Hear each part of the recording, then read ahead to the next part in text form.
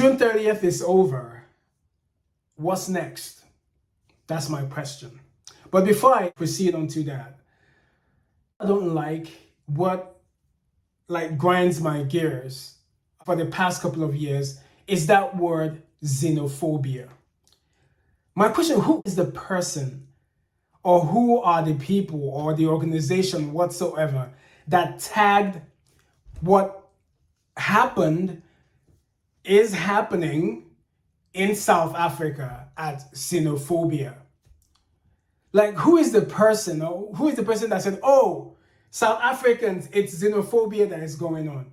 And the reason why I hate this word is because we live in a time where we have to label everything.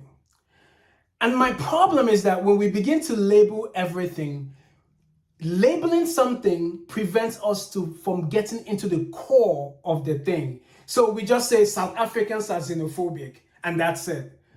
You're toxic, that's it. You're this, that's it. And when we label things, it takes away the human aspect of things.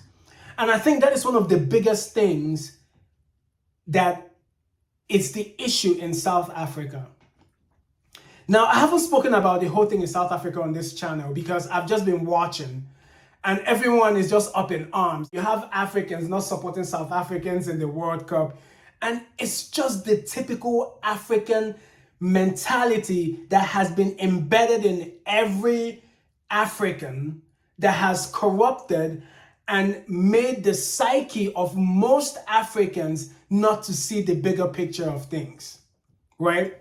Now, one might say that, okay, yes, the way things what has been happening in terms of what South Africans have decided to do after feeling that they've endured so much in a long time might not be the right way to do things in terms of the violence and things like that.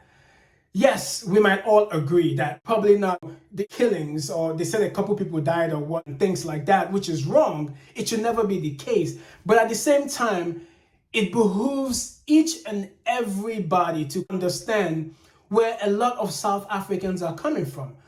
Because just because they have the guts to do what they're doing, right, doesn't make it less of a thing that needs to be done. Now, why am I saying this? And again, I'm not South African, right? I'm not. I'm an African, and I believe that the continent and countries in the continent needs to do what they need to do to thrive. Yes, being together is the ultimate goal, but it's important for every country to do what it needs to do to make sure that it is stable first before it takes other responsibilities. A lot of things mar the African continent. Like a lot of things are happening across. We know there's youth unemployment is crazy. And this is not only pertinent to South Africa, it's pertinent to almost all African countries is the case. We have migration issues. People in Nigeria, it's called Jackpot. People are leaving the continent for better opportunities.